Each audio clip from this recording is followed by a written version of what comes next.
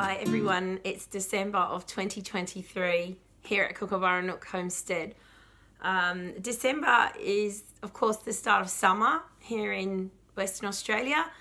We rarely see days below 30 degrees Celsius in summer, and we spend a lot of time trying to keep everything alive. The first week of December is usually taken up with school, the final week of school for my children. So I'm organising teacher gifts, and there's assemblies and children's luncheons and things like that to do things for.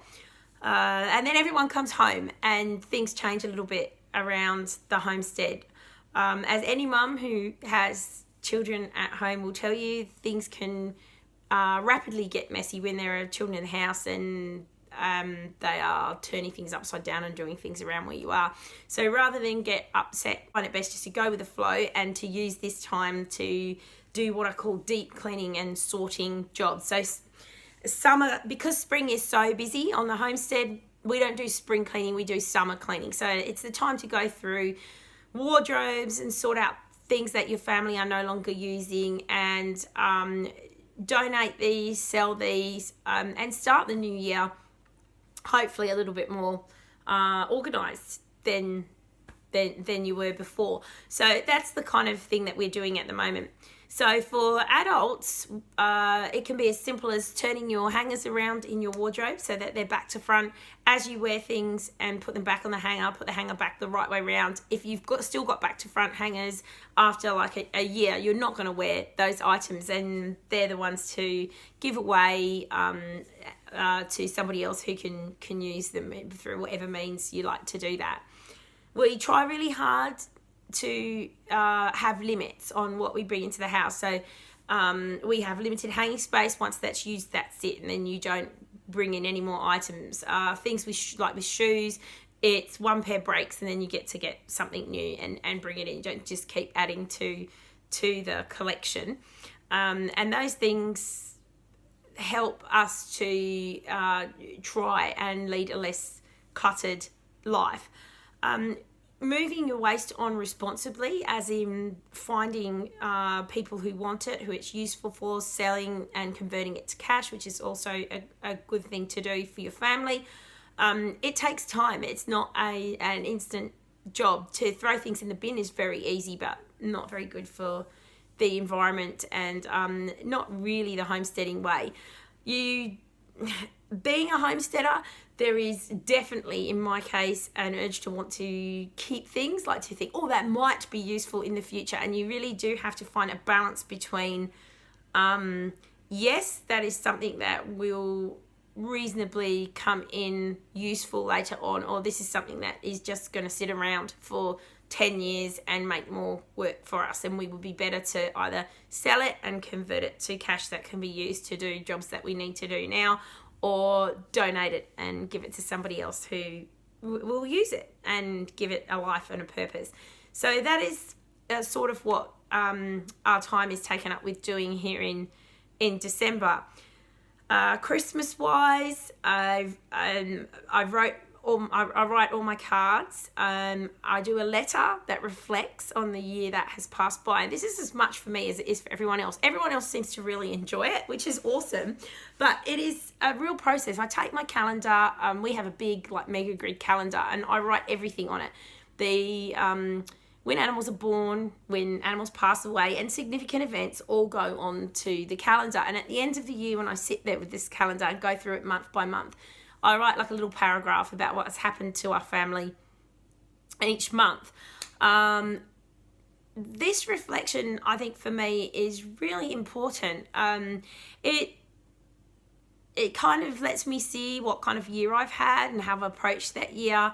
Could I have done things differently? Where I am at the end of it, have I made steps towards my goals and dreams? Are there regrets that I have? Are there things I wish I'd done more of, and that I'd like to really try for the following year? So it's kind of a really nice way to round out the year, and I really enjoy it. So I do the cards, I do the letters, and then we do the gifts. This year with our gifts, we really tried to focus on not how much money you spent on people, but on showing them that you've listened and seen them and you understand the things that are important to them. So focusing on gifts that show you understand the kind of things they like. So for instance, my father-in-law, he's really into movies. He loves watching movies. That's what he does. So I found on a community share shelf at my local resource centre, they were doing a load of books and DVDs for free. So you could donate books and DVDs you no longer wanted, and you could take things that you might like for your family. And I found a video with Goldie Hawn, who's one of his favourite actresses. And I also found a life story of Ben Cousins, which is a famous ex-sportsman here in the West. And I know my father-in-law would enjoy watching those. So I got him those. And for my mum-in-law, I found 2 books by an author that she really likes. So I got those books for her. I did also buy them a little gift as well. But these things, recognizing that there's something that's important to somebody else and it's something that they might like is nice. And I think it's a lovely way of Christmas not having to be all commercial. And I really think that, there's nothing worse than when you sit at the end of Christmas with dustbins overflowing from all of the packaging that's brought into your house, or maybe even a whole load of unwanted gifts because perhaps your budget wasn't big enough to get people what you would have liked to have got, so you just went for cheap things that are either going to break or not last or not really what someone would like. So it doesn't have to be expensive, and our whole family is happy to give and receive secondhand books and gifts as well. The other thing we like to do is experiences. For my nephew and my brother-in-law this year, we got them vouchers for a local wakeboarding park. They're into sport and they'll really enjoy that, and that's a really lovely present or gift to be able to do. They won't forget that experience. That's something nice to do. So for my own children, we do practical and impractical. For my eldest daughter, who she's working multiple jobs, she's trying to run her own business. Her Crocs had a giant hole through the bottom of them. She just spends a lot of time outside watering and looking after the garden. So, part of her present this year, we got her a new pair of Crocs. Crocs are great shoes for homesteaders and anyone who works on a farm because they dry quickly, they're easy to slip on and off your feet without having to use your hands. So we pretty much live in Crocs here on the homestead. So that was something practical for her. And I've tried to raise my kids to understand that practical gifts are and can be beautiful if it's something that someone will use it and need and appreciate. My children know me well. They have found, same thing, a range of secondhand gifts, but they show that they're thoughts and that they know me. My youngest bought me a packet of melon seeds for the garden, and seeds I don't have, which is beautiful. She understands that Mum enjoys growing and planting things, and her thoughtfulness to know that that's something that I would like. My eldest got me a book all about herbs, different herbs and their uses and origins, and so their gifts definitely reflect and show that they know and understand the things that I'm into and that I enjoy, and I think that's what our focus should be on. I think gifts that include food, especially if you preserve or make things like little put together hampers, are a really thoughtful, lovely gift because everyone's entertaining over Christmas, and they're things that they can actually use to host and catch up with people that they perhaps don't get to see during the year. I think those type of things are really appreciated, and that's the kind of thing that everybody loves. I have a friend who makes shortbread, and she always gives everyone a little packet of shortbread, and I think that's a really lovely way to celebrate the season without sending yourself broke and cluttering everyone else's house up with things that they don't need. So I'll continue to share other parts of December with you. Hopefully this has inspired you to, maybe if you're living in Western Australia like me and in the heat, to spend some of your holidays doing some decluttering and sorting. And yeah, anyone, it's the kind of job that you can definitely do when it's too cold to be outside or too hot to be outside. And it's certainly nice to start the new year with a clean house and more organised. So best wishes to everyone for 2024. Thanks for following my channel. I really, really appreciate it. And I hope that you get something out of it. That's my wish for you. May 2024 be happy and healthy and filled with hope for you all. Bye. Take care. Hi all. Okay, so I've started my summer clean of the house, and I'm starting in my youngest child's bedroom. I just wanted to show you some of the homemade products I use to clean with and how I'm using them. So I'm just going to flip the screen here and show you. Okay, if you have young children or even older children, you probably get marks on your wall like this. This is really, really common because they put their hands and they put their feet on everything. So I have light coloured walls. So you can probably see they look pretty awful. So to clean this, I use my wall cleaner. So to make wall cleaner, all you need is a spray bottle. This is an old Enye one. And this is filled with just plain water and a teaspoon of lavender oil, lavender essential oil. And then all you do is use that and a rolled up stocking, and you'll be amazed at how any marks that are on your wall come off. You don't have to rinse this. You just have to scrub it. You may have to do multiple applications if it's a real stubborn mark, but I'm going to tackle this one now and show you how it works. So just spray your wall. Take your rolled up nylon stocking and give it a good rub.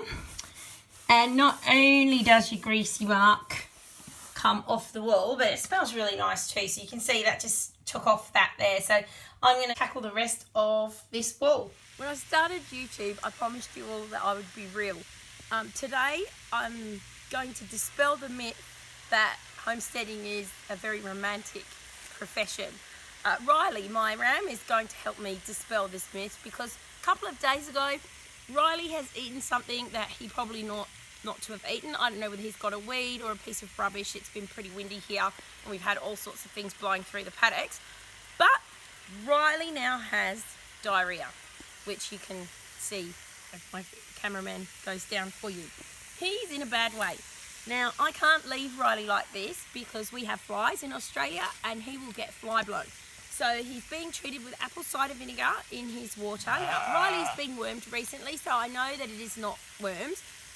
Basically, he's being treated with apple cider vinegar, and now I need to wash his bottom to stop the flies from laying eggs. So this is one of the more unromantic jobs, and Isabel gets the fun job of holding him, so she also has an unromantic job, and as she will tell you, this job often ends up with her getting splattered with whatever is running down Riley's legs. Yeah. Not a great job, hey, Ry? Not a great job. Trying to whack his tail and helping him. Oh, Riley.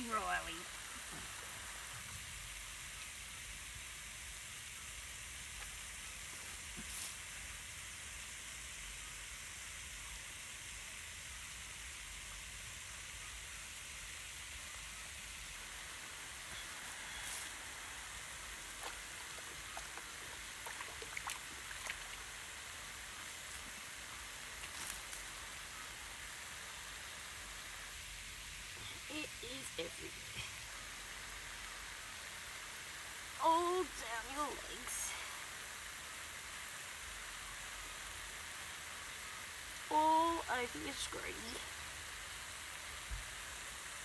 What are we gonna do with you? What did you eat this time, hey? Something not good, that's for sure.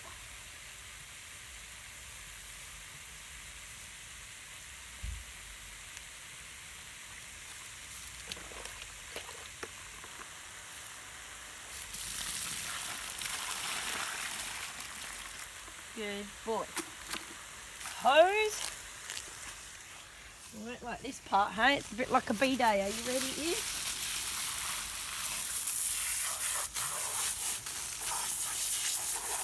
Good boy. Good boy, Riley. Have like a beautiful, fluffy white bum. Right, Izzy? Good boy. Get rid of it all off your legs. Good boy, Ryan. I know. There's no dignity in it, is there? None whatsoever. Not my favourite job of the day either, mate.